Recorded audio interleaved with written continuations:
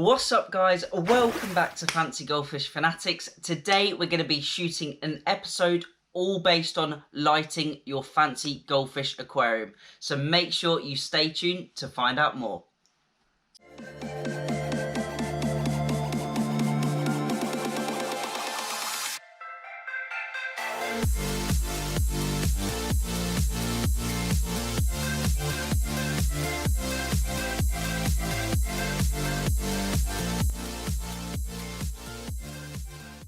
Hey Fanatics family, welcome back. Remember to check out the links in our description and join the Facebook group and the Instagram page. I'm really excited because the website is nearly ready. It's just going through some final checks now and it should be out in around the next 2 weeks. Also, I've got a brand new light above my pond/tank outside, so I'm really excited to show you that. Unfortunately, it is raining right now, but tonight hopefully it will stop raining and I'm going to put the light on and I'm going to get some footage, so that will be right at the end of this video if you want to see that. Also, one more piece of exciting news is we are going to be starting a new series which is going to be called Rate My Tank. Basically, it's a series where you guys can submit 1 to 2 minutes of video footage of your aquarium or your pond or your fancy goldfish setup, and then I'm going to go over it and give it a rating out of 5 stars. It will be like a mini sort of competition. There won't be a winner as such, but I'm going to be doing a few videos each month on Rate My Tank, and you guys can just submit your entries and I will look over them. I will give you some input on how I think you could improve your system or change it, or if I think it's really good, and I think it'll just be overall really exciting. We'll get lots of different tanks and setups on the channel, so all of you guys watching can see different people's setups, and maybe we'll even give you some ideas to change your tank or maybe something to add to your tank as well. So that's really exciting. And before I forget, we've also got a new fish that is arriving within the next 2 weeks. Hopefully it won't be longer than that, but I'm hoping the next 2 weeks, so I'm really excited about that. It is quite different to the fish I've got, completely different shape, different style, but it is still a ranchu, so you will be seeing that in the next few weeks and I cannot wait to get it. Obviously, you probably can see beside me, there is no tank next to me, so we're going to get the quarantine tank set up again, and I'm going to do another episode on quarantine, and I'm going to make it super simple, just so you guys at home can set up a quarantine tank really easily if you get new fish, and I really just want to show you how easy it can be and how beneficial it can be to the hobby. So back onto today's video is all based on lighting. So in the aquarium hobby, we get lots of different types of lighting. Number 1, we get sunlight. Number 2, we get LED lights. Number 3, we get bulb fixtures, and number 4, we get metal halides. Now, metal halides aren't really used anymore because they use an extreme amount of power and they are very expensive to run, but I thought I'd just mention them anyway. But onto the main 3 we've got today is sunlight, LEDs and bulb fixtures, which I'm sure 99% of you, if not 100% of you guys watching, use at home. So before we get on to the actual lighting fixtures, I just want to mention that light spectrum is measured by the Kelvin rating. The higher the Kelvin, the more blue spectrum your light will be.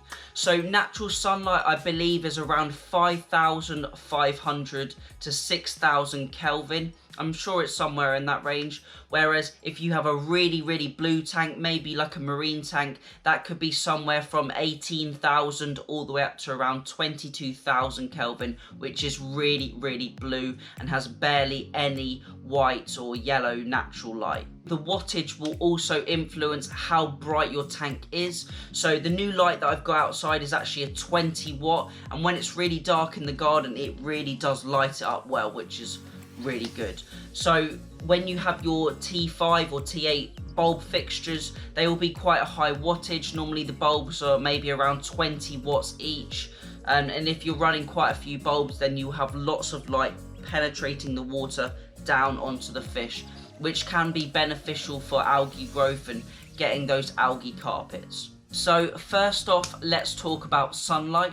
Sunlight is really beneficial to our fish. The natural light shows off the colours, the skin, and if you've got a sakura or a metallic fish, it shows off those colours really well. Sunlight also provides the fish with vitamin D, which they wouldn't really normally get in an indoor aquarium. And also the sunlight is really beneficial for algae growth, and it really helps the algae grow, and then the fish have something natural to graze on, and it helps the ecosystem as a whole. The algae uses up your nitrates, and the fish can then graze on it, and it just gives them a natural food. And I really like the sunlight and how the fish look when the sunlight is hitting the tank. It does really look good. But there's not too much else to talk about sunlight, so next we're going to move on to bulb fixtures. Now bulb fixtures provide a blanket light across your aquarium, so they provide an even spread of light, which is really nice when viewing your goldfish.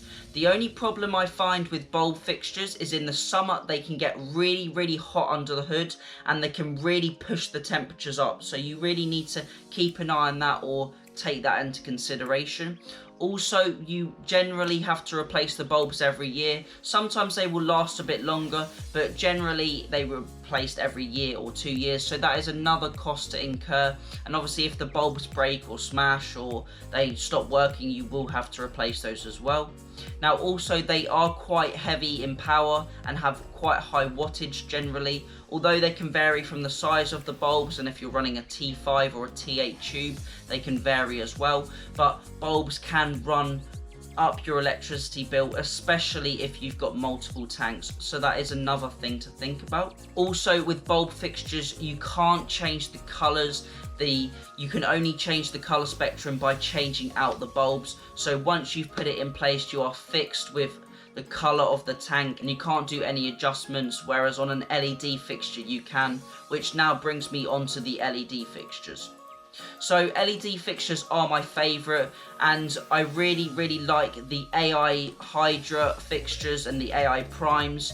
You can just see a picture of one right here, and this is what I've actually been using on my indoor tank. Now LEDs can be very pricey, like the AI ones I just spoke about, and also Radions, which are another LED fixture. Now both of these are aimed mainly at marine aquariums because the corals need strong light and a good colour spectrum, and they need to be adjusted. Well, they don't need to be, but it's best if they can be. So these fixtures are very expensive, hundreds and hundreds of pounds. However, you can get cheaper LEDs like the Night Crew, I think they're called. There's a picture right here, and you can normally pick these up for around £40, maybe up to £60, and they do cover quite a large size of aquarium, so you can get cheap LEDs as well. The thing I like about the AI aqua illumination lights is that they are very controllable, and I've shown it in a previous video right at the beginning of the channel, where you can adjust the spectrum, you can adjust the different lighting intensities, the wattage, the Kelvin rating, and so on, and I really like that adjustability. Now LEDs don't have that added expense of changing out the bulbs.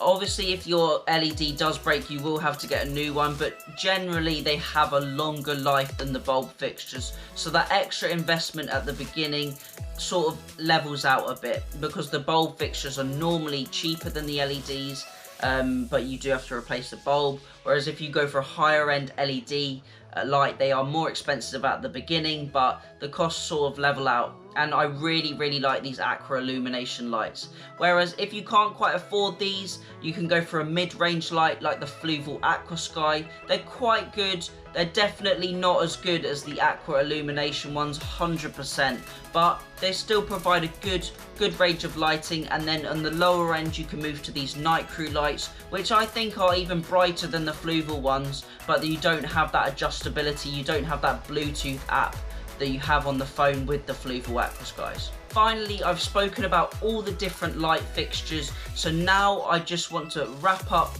with the specific colour spectrums that really make your goldfish look good. Now, you may have seen some videos on YouTube of the Chinese wet markets, of the Chinese goldfish markets, and the fish are popping, the colours are really, really vivid.